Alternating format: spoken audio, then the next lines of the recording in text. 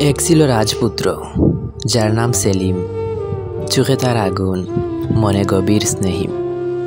এক ছিল প্রজার মেয়ে, নাম তার মেহেরুন্নিসা। সৌন্দর্যে যার কাছে হার মানে পূর্ণিমা। রাজপ্রাসাদে বাইরে মিলল দুজনার চোখ, হৃদয়ের ভিতর বাজল যেন প্রেমের আলোক।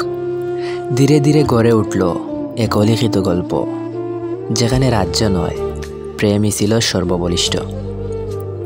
সময়ের সাথে বাধা এলো রাজকীয় বারণ।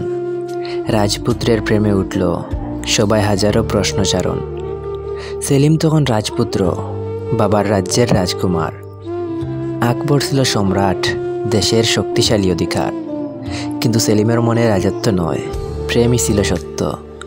মেহেরুন্নিসার হাসিতে সে পেত জীবনের মহত্ব। কিন্তু আকবর জানালো প্রেমের এই পরিণাম। রেগে গিয়ে বলল, এই প্রেম রাজধর্মের অপমান। রাজ্য বাধায় দূরে গেল প্রেমিক এবং প্রেমিকা।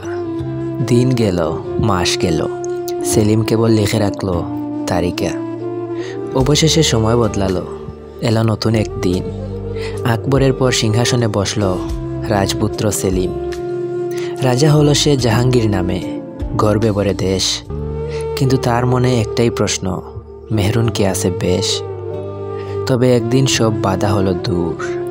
মেহেরুন্নিসা এলো রাজপ্রাসাদে, হৃদয়ে ছিল নূর। নাম পেল নূরজাহান, পেল রাজকীয় সম্মান। তার প্রেম আর শক্তি ইতিহাসে আজও করে দান।